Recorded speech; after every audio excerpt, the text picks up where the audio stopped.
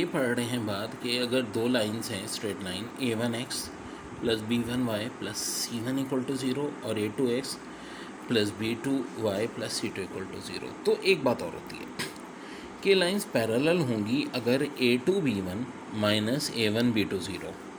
ठीक है, किसकी बात हो रही है? a2b1 zero. अब देखो पेपर में जैसे कि सवाल आया था, ये दो लाइनें थी, ये a1 हो गया आपका 3, b1 हो गया 10, a2 बराबर 1 है, b2 बराबर 5 के।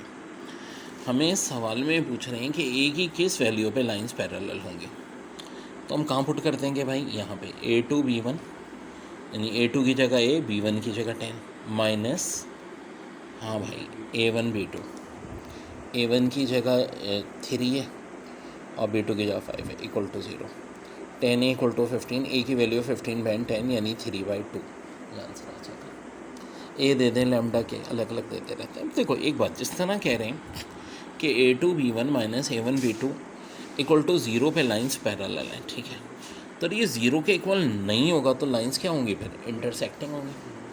ठीक है, इंटरसेक्टिंग होंगी। और बड़ी अहम बात कि अगर यही दो लाइनें हैं a1x plus by1 plus c1 equal to 0, a2x plus b2y plus c2 equal to 0, तो ये परपेंडिकुलर किस फॉर्म में होंगी? अगर a1 a2 plus b1 b2 किसके इक्वल हो? 0 के। अब देखो इस कॉन्सेप्ट पे भी बहुत सवाल है। जैसे कि क्वेश्चन दिया था, स्ट्रेट लाइन दी थी kx plus 12y plus 19 equal to 0, a1 हो गया k, b1 हो गया 12, दूसरी थी 8x माइनस 4y प्लस 7 यानी कि a2 8 और b2 माइनस 4। कह रहे थे परपेंडिकुलर है k की किस वैल्यू पे, तो परपेंडिकुलर होने के लिए कंडीशन होती है कि a1 a2 plus b1 b2 0। तो भाई a1 हमारा k, a2 8, इनको मल्टीप्लाई कर दिया, b1 हमारा 12, b2 माइनस 4 इनको कर दिया इक्वल टू 0। ये माइनस 48 है, उधर जाके प्लस 48 हुआ, 8 को डिवाइड कर देंगे, k की वैल्यू 6 होगी।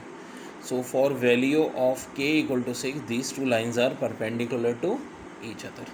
Very very important. एक चीज़ बच्चों जो और बड़ी इम्पॉर्टेंट है इसमें कि अगर ये डज नॉट इक्वल टू 0 तो इसका मतलब lines are not perpendicular. Of triangle कहते हैं area of triangle with vertices x1 y1 x2 y2 and x3 y3 is denoted has area.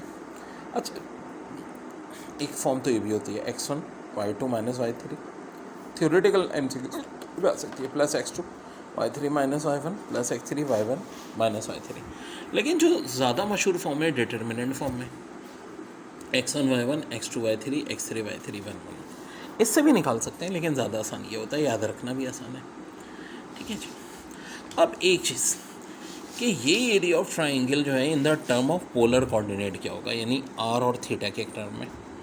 तो जाहिर सी बात है एक्स वाई की जगह r1 theta 1, r2 theta 2, x2 y2 की जगह और x3 y3, तो ये हो जाता है half r1 r2 sine theta 2 minus theta 1 plus r2 r3 sine theta 3 minus theta 2 plus r1 r3 sine theta 1 minus theta 3।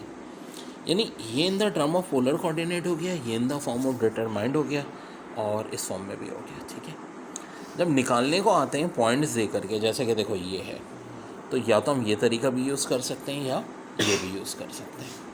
Question of pair of straight line through origin, ये देखें pair of straight line, वो भी क्या हो? Origin से। If L1 L2 be the two lines through origin, then combined form of L1 and L2 is y minus m1x y minus m2x equal to 0. The equation ax square plus 2hxy plus y square equal to 0, which represent a pair of lines through origin, is called slope quadratic form of the given equation. ठीक है, ये भी MCQ दे देंगे कि क्या कहलाती है slope quadratic form. If b does not equal to 0, then slope of the lines are given by, ये भी आ जाता है m1 पूछ लेते हैं minus h plus h square minus a b upon b, और m2 हो जाता है minus h square minus a b upon b. अब ये ए बी एच कहाँ से निकलेगा? जैसे कि इक्वेशन है 3x square plus 7y plus 2y square, a x square का कोफिशिएंट a, वाई स्क्वायर का कोफिशिएंट b और एक्स वाई का कोफिशिएंट जो है वो 2h, तो h हो जाएगा 7/2।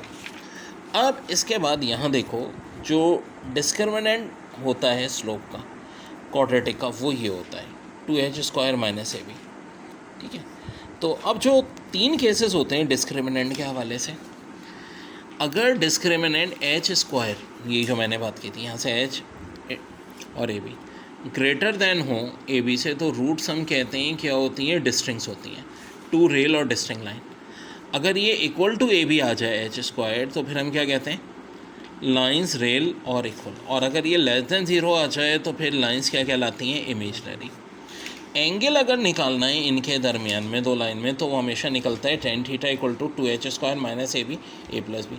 वही बात है, AB H की वैल्यू पुट कर दो। अगर थीटा π/2 है, 3π/2 है, तो लाइंस परपेंडिकुलर है, और अगर ये 0 है तो इसका मतलब लाइंस ऑफ एंगल का ये सवाल है। ये x1 y1, ये x2 y2, ये x3 y3 हो गया। अब जो सॉल्व करना है, ये ऑप्शन दिए हमें, हमने फार्मूला लगाया, ये x1 y1 पुट कर दिया, ये x2 y2, ये x3 y3। अब मर्ज़ी है फर्स्ट रॉ या फर्स्ट कॉलम किससे खोलते हैं। हमने ये ओपन किया मेरे भाई फर्स्ट रॉ से 3, इसको छोड़ के मेंबर 5 1 ज़ा 5 -5 × 1, तो ज़ाहिर है माइनस माइनस प्लस 5 + 1। फिर अकॉर्डिंग टू डिटर्मिनेंट रूल यहाँ माइनस लगाया, फिर -2 को 1 से मल्टीप्लाई किया, फिर प्लस, वो वैसे तो माइनस इंटू माइनस 4 × 1 जो कि ऑफकोर्स प्लस हो जाएगा, फिर +1, अब -2 को -5 से, -4 को 5 से, ये चीज़ हो गई। यहाँ 3 10 30, -2 + 30, 30 + 30 60, -2 58, 58 को 2 से डिवाइड करो 29, यानी आंसर आ गया 29 स्क्वायर यूनिट, ठीक है। एरिया ऑफ ट्रायंगल का फार्मूला। वैसे अगर इस सवाल को इससे भी सॉल्व करना चाहें तो कर सकते हैं इस फॉर्मेट से, लेकिन बेहतर है इसी से। बहुत प्यारा सवाल, if equation 3x² - 8xy + λy² = 0 represents two perpendicular line, then the value of lambda is lambda। Well देखो, जो 2 परपेंडिकुलर लाइंस होती हैं, ये x² का कोफिशिएंट होता है a, y² का कोफिशिएंट होता है b, और अगर परपेंडिकुलर हों तो a + b किसके इक्वल होना चाहिए, 0 के इक्वल होना चाहिए। a क्या है भाई, 3 है, ज़ाहिर है x² का कोफिशिएंट, b क्या है, लैम्डा, इसका मतलब है 3 + लैम्डा 0 होना चाहिए, इसका मतलब है लैम्डा की वैल्यू -3। एक और बड़ा प्यारा सवाल है, if the line represent by 2x² + 8xy + ky² = 0 और coincident then value of k। Well x² का कोफिशिएंट होता है a यानी कि 2, y² का कोफिशिएंट होता है b यानी कि k, और ये जो xy का कोफिशिएंट होता है ये हमारा होता है 2h के बराबर। वेल 2h अगर 8 है तो h 4 हो जाएगा। हम क्या करेंगे, k की वैल्यू चाहिए ना, यहाँ रख देंगे वैल्यू, h का स्क्वायर यानी 4 का स्क्वायर माइनस ab यानी -2k = 0, 4 का स्क्वायर 16 = 2k 0, k की वैल्यू आ गई